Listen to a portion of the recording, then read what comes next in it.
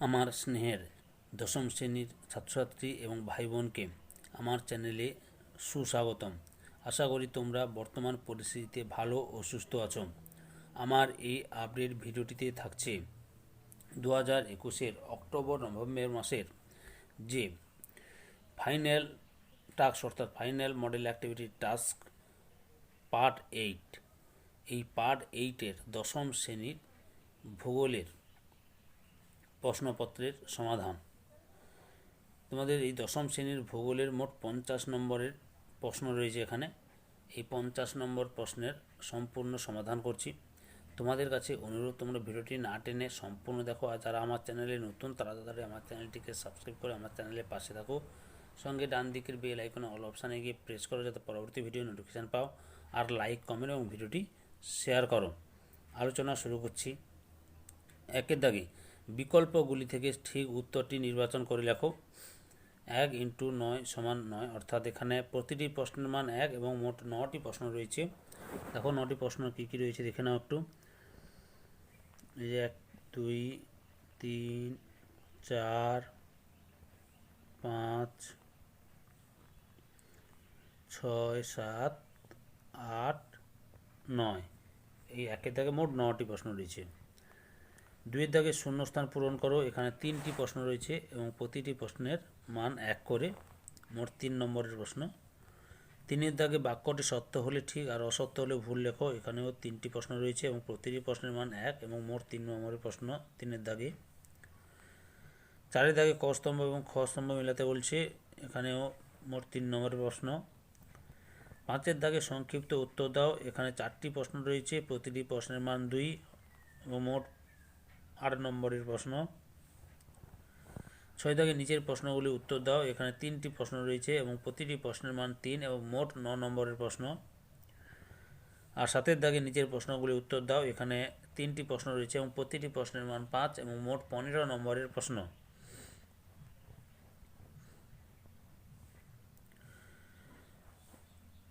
এবার উত্তরগুলি আলোচনা করছি, তোমরা ভিডিওটি দেখো। 1-এর দাগে বিকল্পগুলি থেকে ঠিক উত্তরটি নির্বাচন করে লেখো। 1-এর দাগে প্রথম প্রশ্ন, অবরোহণ প্রক্রিয়ায় সৃষ্ট একটি ভূমিরূপ হল প্লাবনভূমি, এস্কার, গিরিখাত, স্বাভাবিক বাঁধ। সঠিক উত্তরটি হল অপশান গতে গিরিখাত। 1.2-এর দাগের প্রশ্ন, হিমবাহ ও পর্বতগাত্রের মধ্যে সৃষ্ট সংকীর্ণ ফাঁক হল ফিয়র্ড, বার্কশুন্ড, করি, এরিটি। সঠিক উত্তরটি হল অপশান খতে বার্কশুন্ড। 1.3-এর দাগের প্রশ্ন, ঠিক জোড়াটি নির্বাচন করো। লাদাখ অঙ্গরাজ্য, পুদুচেরি কেন্দ্রশাসিত অঞ্চল, আন্দামান ও নিকোবর দ্বীপপুঞ্জ অঙ্গরাজ্য। হরিয়ানা কেন্দ্রশাসিত অঞ্চল, উত্তর পুদুচেরি কেন্দ্রশাসিত অঞ্চল। 14 দাগের ঠিক জোড়াটি নির্বাচন করো। শৃঙ্খলিত শৈলশিরা নদীর সঞ্চয় কাজ, এরিটি হিমবাহের সঞ্চয় কাজ, অপসারণ গর্ত বায়ুর সঞ্চয় কাজ, বালিয়াড়ি বায়ুর সঞ্চয় কাজ। এখানে সঠিক উত্তরটি হল অপশান ঘতে বালিয়াড়ি বায়ুর সঞ্চয় কাজ। 1.5-এর দাগের প্রশ্ন, ক্রান্তীয় চিরহরিৎ অরণ্যের উদ্ভিদের অন্যতম একটি বৈশিষ্ট্য হল নির্দিষ্ট ঋতুতে এদের পাতা ঝরে যায়, পাতায় মোমের প্রলেপ থাকে, উদ্ভিদের ডালপালা একসাথে যুক্ত হয়ে চাঁদোয়ার সৃষ্টি করে, এদের শ্বাসমূল থাকে। সঠিক উত্তরটি হলো অপশান গতে উদ্ভিদের ডালপালা একসাথে যুক্ত হয়ে চাঁদোয়ার সৃষ্টি করে। অপশান গ এর উত্তরটাই ঠিক। 1.6-এর দাগের প্রশ্ন, অতি বিরল জনঘনত্বযুক্ত একটি রাজ্য হল পশ্চিমবঙ্গ, গোয়া, উত্তরপ্রদেশ, সিকিম। সঠিক উত্তরটি হল অপশান ঘতে সিকিম। 1.7-এর দাগের প্রশ্ন, আরোহণ প্রক্রিয়ায় সৃষ্ট একটি ভূমিরূপ হল গিরিখাত, রসেমতানে, বালিয়াড়ি, গৌড়। সঠিক উত্তরটি হল অপশান গতে বালিয়াড়ি। 1.8-এর দাগের প্রশ্ন, ঠিক জোড়াটি নির্বাচন করো। উত্তর পশ্চিম ভারতে প্রাচীন ভঙ্গিল পর্বত হচ্ছে নীলগিরি, দক্ষিণ ভারতের প্রবাহী নদী নর্মদা, আন্দামান নিকোবর দ্বীপপুঞ্জের চিরহরিৎ বৃক্ষ মেহগনি, উত্তর পূর্ব ভারতে হচ্ছে কৃষ্ণমৃত্তিকা। সঠিক উত্তরটি হল অপশান গতে আন্দামান নিকোবর দ্বীপপুঞ্জের চিরহরিৎ বৃক্ষ মেহগনি। এখানে আন্দামান হবে, ফুল স্পেলিংটা ভুলে গেছি।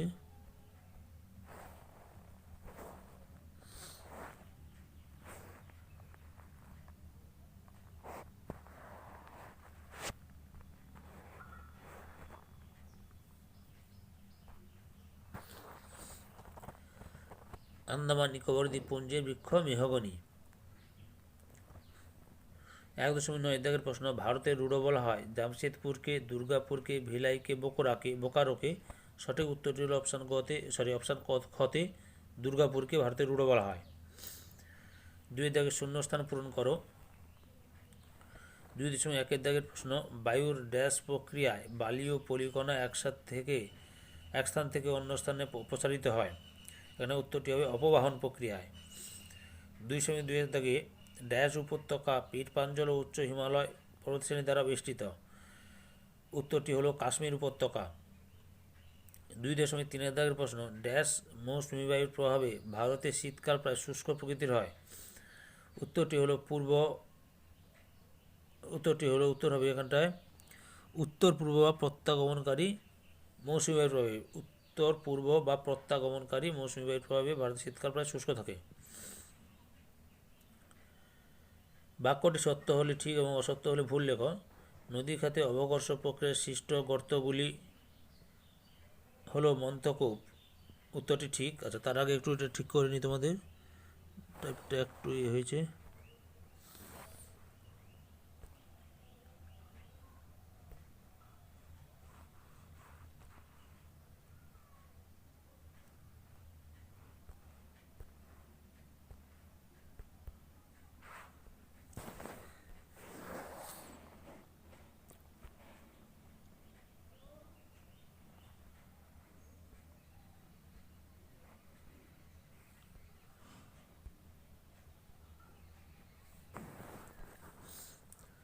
ওকে, উত্তরটা হবে উত্তর পূর্ব বা প্রত্যাগমনকারী বায়ুর প্রভাবে। 3 দাগে বাক্যটি সত্য হলে ঠিক এবং অসত্য হলে ভুল লেখো।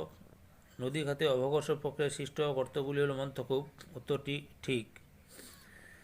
3.2 দাগের প্রশ্ন, নদী খাতে অবকর্ষ প্রক্রিয়ায় সৃষ্ট গর্তগুলি হলো মন্থকূপ, এটা হয়েছে। তারপরে 3.2 দাগের প্রশ্ন, ভারতের উপকূল অঞ্চলে দিনের বেলা স্থলবায়ু প্রবাহিত হয়। এখানে উত্তরটি ভুল। 3.3 দাগের প্রশ্ন, শুষ্ক ও উষ্ণ আবহাওয়ায় চা চাষের পক্ষে আদর্শ। এর উত্তরটাও ভুল। এরপরে 4 দাগে স্তম্ভ মেলাও দেখে নাও। ক স্তম্ভ খ স্তম্ভকে উত্তরটি দেখে নাও। ক স্তম্ভে 4.1 বিশুদ্ধ কাঁচামালের সঙ্গে খ স্তম্ভে 2 নম্বরে তুলো। ক স্তম্ভে 4.2 মালাবার উপকূলের সঙ্গে খ স্তম্ভে 3 নম্বরে কয়াল। 4.3 হিমবাহের সঙ্গে খ স্তম্ভে 1 নম্বরে ক্রেভাস। এরপরে সংক্ষিপ্ত উত্তর দাও। 5 দাগে সংক্ষিপ্ত উত্তর দাও। 5.1 দাগের প্রশ্ন, পলল বেজনী কেন পর্বতের পাদদেশে সৃষ্টি হয়। উত্তরটি দেখো, পলল বেজনী পর্বতের পাদদেশে সৃষ্টি হওয়ার কারণ হলো পর্বতের পাদদেশে ভূমি ঢাল ভীষণভাবে কমে যায়। এতে পার্বত্য অঞ্চল থেকে নদীর সাথে বাহিত নুড়ি, বালি, পলি, কাঁকর প্রভৃতি পর্বতের পাদদেশে সঞ্চিত হয়। এই সঞ্চিত পদার্থের উপর দিয়ে নদী বিভিন্ন খাতে প্রবাহিত হলে তা অর্ধগোলাকার আকৃতিতে ভাগ হয়ে পড়ে। হাত পাখার মতো দেখতে প্রায় গোলাকার এই ভূমিকে পলল বেজনী বা পলল পাখা বলে। উদাহরণ, উত্তরপ্রদেশের দুন উপত্যকা এবং ব্রহ্মপুত্র উপত্যকায় হিমালয়ের পাদদেশে অনেক পলল বেজনী গড়ে উঠেছে। 5.2 দাগে ভারতের পশ্চিম বাহিনী নদীর মোহনায় বদ্বীপ গড়ে ওঠেনি। ভৌগোলিক কারণ ব্যাখ্যা করো। উত্তরটি হলো, ভারতের পশ্চিম বাহিনী নদীর মোহনায় বদ্বীপ গড়ে না ওঠার কারণগুলি নিম্নলিখিত। 1 নম্বর পয়েন্টে নদীগুলি স্বল্প দৈর্ঘ্যের। অধিকাংশ নদী স্বল্প দৈর্ঘ্যের বলে নদীর জলে পলি কম থাকে, যার জন্য নদীর মোহনায় বদ্বীপ গঠনে অনুকূল পরিবেশ সৃষ্টি হয় না। 2 নম্বর পয়েন্টে খরস্রোতা। নর্মদা ও তাপ্তি অপেক্ষাকৃত দীর্ঘ নদী, কিন্তু এই নদী দুটির মোহনাতেও বদ্বীপ নেই, কারণ নর্মদা ও তাপ্তি নদী গ্রস্ত উপত্যকার মধ্য দিয়ে প্রবাহিত হয়। মোহনার কাছেও নদী দুটি বেশ খরস্রোতা, ফলে নদীর মোহনায় পলি সঞ্চিত হয়ে বদ্বীপ গঠনে অনুকূল পরিবেশ সৃষ্টি হয় না। 3 নম্বর পয়েন্টে ক্ষয়কার্য কম। পশ্চিম বাহিনী নদীগুলি কঠিন আগ্নেয় ও রূপান্তরিত শিলা গঠিত অঞ্চলের উপর দিয়ে প্রবাহিত হয়, ক্ষয়কার্য কম হয়, ফলে নদীবাহিত বোঝার পরিমাণও যথেষ্ট কম, যার জন্য বদ্বীপ গঠিত হয় না। 5.3 দাগের প্রশ্ন, অক্ষাংশ ভিত্তিক হিমরেখার উচ্চতা ভিন্ন হয়। ভৌগোলিক কারণ ব্যাখ্যা করো। উত্তরটি দেখো, উষ্ণতা বাড়লে হিমরেখার উচ্চতা বাড়ে এবং উষ্ণতা কমলে হিমরেখার উচ্চতা কমে। উচ্চ অক্ষাংশে উষ্ণতা কম, তাই হিমরেখার উচ্চতাও কম। আবার নিম্ন অক্ষাংশে উষ্ণতা বেশি, তাই হিমরেখার উচ্চতাও বেশি। উদাহরণ: মেরু অঞ্চলে হিমরেখার অবস্থান প্রায় সমুদ্রপৃষ্ঠে অর্থাৎ 0 মিটার থেকে শুরু করে নাতিশীতোষ্ণ অঞ্চলে 2000 থেকে 2500 মিটার, ক্রান্তীয় অঞ্চলে 4000 থেকে 4500 মিটার এবং নিরক্ষীয় অঞ্চলে 5500 মিটার উচ্চতায় হিমরেখা অবস্থান করে। 5.4 দাগের প্রশ্ন: ভারতের জলবিভাজিকা উন্নয়নের দুটি উদ্দেশ্য লেখো। উত্তরটি দেখো। ভারতের জলবিভাজিকা উন্নয়নের দুটি উদ্দেশ্য হলো: 1 নম্বরে অববাহিকা বন্যা নিয়ন্ত্রণ, 2 নম্বরে বর্ষাকালে অববাহিকায় জল যাতে জমতে না পারে এবং তার ফলে কৃষিকাজে যাতে ব্যাহত না হয়, 3 নম্বরে শুষ্ক ঋতুতে যাতে জল পাওয়া যায়, 4 নম্বরে ভৌমজলের ভাণ্ডার সমৃদ্ধ করা। 6 দাগে নিচের প্রশ্নগুলির উত্তর দাও। ধাপ চাষ, ফালি চাষ, ফালি চাষ সমোন্নতি রেখা বরাবর চাষের মাধ্যমে কিভাবে মৃত্তিকার ক্ষয় প্রতিরোধ করা সম্ভব? উত্তরটি দেখো। বিভিন্ন বিজ্ঞানসম্মত পদ্ধতির মাধ্যমে ক্ষয় ও অবনমনের হাত থেকে মাটিকে রক্ষা হলো মাটি সংরক্ষণ। মৃত্তিকা ক্ষয় প্রতিরোধ করতে ধাপ চাষ, ফালি চাষ, সমোন্নতি রেখা বরাবর চাষের ভূমিকা অগ্রণী। 1 নম্বর পয়েন্টে ধাপ চাষ। পাহাড় ও পর্বতের ঢালু অংশে ধাপ কেটে একটি সমতল ভূমি তৈরি করে চাষের জমি তৈরি করা হয়। এতে মৃত্তিকা ক্ষয় ভীষণভাবে কমানো যায়। তবে এই ধাপ তৈরিতে কারিগরি জ্ঞানের প্রয়োজন হয়। ধাপ বিভিন্ন প্রকার হয়: বেঞ্চ সোপান, পর্যায়িত সোপান, সমতল সোপান। 2 নম্বরে ফালি চাষ। যে সকল ঢালু জমিতে মাটি ক্ষয় বেশি সেখানে ঢালের আড়াআড়ি চওড়া ফিতের মতো জমি তৈরি করে ক্ষয় রোধকারী শস্য, সিম, ডাল, সয়াবিন চাষ করা হয়। এতে মাটির ক্ষয় রোধ হয় এবং মাটির জলধারণ ক্ষমতাও বাড়ে। 3 নম্বর পয়েন্টে সমোন্নতি রেখা বরাবর চাষ। সমোন্নতি রেখা বরাবর বাঁধ দিয়ে জলের গতিকে বাধা দিয়ে আটকে দিলে যেমন মৃত্তিকা ক্ষয় রোধ হয়, অন্যদিকে এই জল মাটিতে শোষিত হয় এবং গাছ তার প্রয়োজনীয় জল পায়। 6.2 দাগের প্রশ্ন: নিম্নলিখিত বিষয়গুলির ভিত্তিতে নদী উপত্যকা ও হিমবাহ উপত্যকার পার্থক্য করো। সৃষ্টির প্রক্রিয়া, উপত্যকার আকৃতি, অবস্থান। উত্তরটি দেখো। অবস্থান সৃষ্টির প্রক্রিয়ার ভিত্তিতে নদী উপত্যকা পার্বত্য অঞ্চলে অবঘর্ষ, জলপ্রপাত প্রভৃতি ক্ষয়কার্যের প্রক্রিয়ায় সৃষ্টি হয়, কিন্তু হিমবাহ উপত্যকা অতি উচ্চ পার্বত্য অঞ্চলে উৎপাটন ও অবঘর্ষ প্রক্রিয়ায় সৃষ্টি হয়। ক্ষয় উপত্যকার আকৃতি। নদী উপত্যকা প্রধানত আই বা ভি আকৃতি বিশিষ্ট হয়। সমভূমিতে এটি বিস্তৃত ও চওড়া ইউ আকৃতি বিশিষ্ট হতে পারে, কিন্তু হিমবাহ উপত্যকা সর্বদা ইউ আকৃতি বিশিষ্ট হয়। গয়ে অবস্থান। উচ্চ পার্বত্য অঞ্চলে যেখানে নদী বা জলধারা কার্যকরে সেখানে নদী উপত্যকা গঠিত হয়, কিন্তু উচ্চ পর্বতের চির তুষারাবৃত অঞ্চলে যেখানে হিমবাহ ভূমিরূপের পরিবর্তন ঘটায় সেখানে হিমবাহ উপত্যকা গঠিত হয়। 6.3 দাগে হিমালয় পর্বতমালা কীভাবে ভারতীয় জলবায়ুকে নিয়ন্ত্রণ করে? উত্তর: উত্তরে ধনুকাকৃতি হিমালয় পর্বত ভারতের জলবায়ুকে বিভিন্নভাবে নিয়ন্ত্রণ করে। যেমন: কয়ে অধিক উচ্চতার কারণে উপক্রান্তীয় অঞ্চলে অবস্থিত হওয়া সত্ত্বেও হিমালয়ের জলবায়ু হয়েছে শীতল নাতিশীতোষ্ণ প্রকৃতির। কোনো কোনো অংশের জলবায়ু অন্তত শীতল তুন্দ্রা প্রকৃতির। ক্ষয়ে হিমালয় পর্বত অবস্থানের কারণে শীতকালে মধ্য এশিয়ার অতি শীতল বায়ু ভারতে প্রবেশ করতে পারে না, ফলে শীতকালে ভারত অধিক শৈত্যের হাত থেকে রক্ষা পায়। গয়ে হিমালয়ের দক্ষিণ ঢালে দক্ষিণ পশ্চিম মৌসুমী বায়ু বাধাপ্রাপ্ত হয়ে শৈলক্ষেপ ইত্যাদিতে অধিক বৃষ্টিপাত ঘটায়। ঘয়ে মৌসুমী বায়ুর উৎপত্তিতেও পরোক্ষভাবে হিমালয়ের প্রভাব রয়েছে। 7 দাগে নিচের প্রশ্নগুলির উত্তর দাও। 7.1 দাগের প্রশ্ন: হিমবাহের সঞ্চয় কার্যের ফলে বিভিন্ন প্রকার গ্রাবরেখার সচিত্র বর্ণনা দাও। উত্তরটি দেখো। উচ্চ পার্বত্য অঞ্চলে হিমবাহের ক্ষয়জাত পদার্থগুলি হিমবাহ উপত্যকার বিভিন্ন অংশে সঞ্চিত হয়। এরূপ সঞ্চয়কে গ্রাবরেখা বলে। উদাহরণ: তিস্তা নদীর উচ্চ অববাহিকায় লাচেন ও লাচুং অঞ্চলে নানা ধরনের গ্রাবরেখা দেখা যায়। শ্রেণীবিভাগ: গ্রাবরেখাগুলিকে সাধারণত দুটি ভাগে ভাগ করা যায়, যথা: কয়ে অবস্থান অনুসারে গ্রাবরেখা শ্রেণীবিভাগ, কয়ে পার্শ্ব গ্রাবরেখা। হিমবাহ পদার্থকে ঠেলে এগিয়ে নিয়ে যাওয়ার সময় দুই পাশে পদার্থ সঞ্চিত হয়ে সৃষ্ট গ্রাবরেখা হল পার্শ্বগ্রাবরেখা। ক্ষয়ে ভূমিগ্রাবরেখা। হিমবাহের তলদেশে পদার্থ সঞ্চিত হয়ে সৃষ্ট গ্রাবরেখা হল ভূমিগ্রাবরেখা। গয়ে মধ্যগ্রাবরেখা। দুটি হিমবাহ পাশাপাশি প্রবাহিত হলে মিলন অঞ্চলে সঞ্চিত গ্রাবরেখা হল মধ্যগ্রাবরেখা। ঘয়ে হিমাবদ্ধ গ্রাবরেখা। হিমবাহের ফাটলের মধ্যে সঞ্চিত গ্রাবরেখাকে হিমাবদ্ধ গ্রাবরেখা বলে। উঁতে হিমতল গ্রাবরেখা।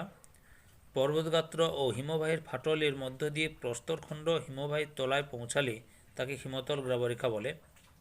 জয়ে প্রান্ত গ্রাবরেখা। হিমবাহ যেখানে এসে শেষ হয় অর্থাৎ গলে যায় সেখানে পদার্থ সঞ্চিত হয়ে সৃষ্ট গ্রাবরেখা হল প্রান্ত গ্রাবরেখা।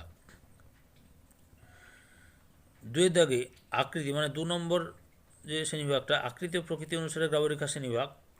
কয় বলয়ধর্মী গ্রাবরেখা। বলয় আকারে সঞ্চিত গ্রাবরেখা হল বলয়ধর্মী গ্রাবরেখা। ক্ষয়ে অবিন্যস্ত গ্রাবরেখা। হিমবাহের অগ্রভাগে ইতস্তত বিক্ষিপ্ত গ্রাবরেখা হল অবিন্যস্ত গ্রাবরেখা। গয়ে রোজেন গ্রাবরেখা। গ্রাবরেখাগুলি একে অপরের উপর সঞ্চিত হলে তাদের রোজেন গ্রাবরেখা বলে।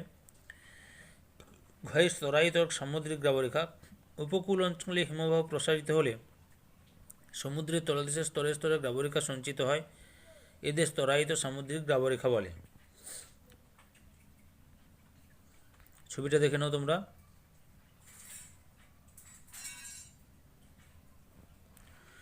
7.2 দাগের প্রশ্ন, ভারতের কোন অঞ্চলে অধিকাংশ কফি উৎপাদন করা হয়?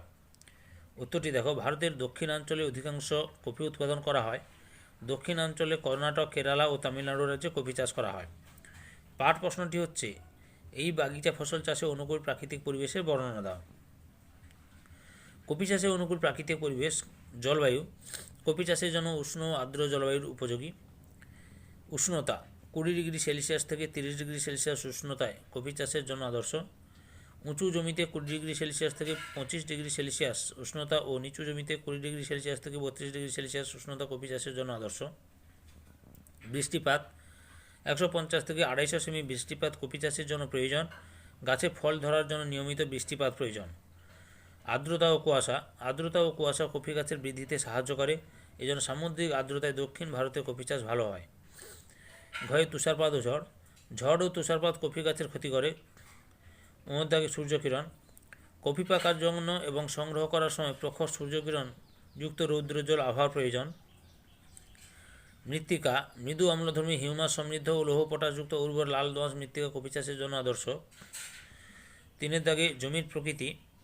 গাছের গোড়ায় জল দাঁড়ালে কফি ক্ষতি হয়, তাই পাহাড়ের ঢালু জমি কফি চাষের জন্য উপযোগী। দক্ষিণ ভারতের পাহাড়ি অঞ্চলে এই জন্য কফি চাষ ভালো হয়। এখানে 500 থেকে 1500 মিটার উচ্চতায় কফি চাষ হয়ে থাকে। 4 নম্বর পয়েন্টে ছায়া প্রদানকারী বৃক্ষ। প্রত্যক্ষ সৌরকিরণ কফি গাছের পক্ষে ক্ষতিকর, তাই কফি বাগিচাগুলিতে কলা, ভুট্টা প্রভৃতি ছায়া প্রদানকারী বৃক্ষ লাগানো হয়। 7.3 দাগের প্রশ্ন, ভারতের জনজীবনে নগরায়নের নেতিবাচক প্রভাবগুলি উল্লেখ করো।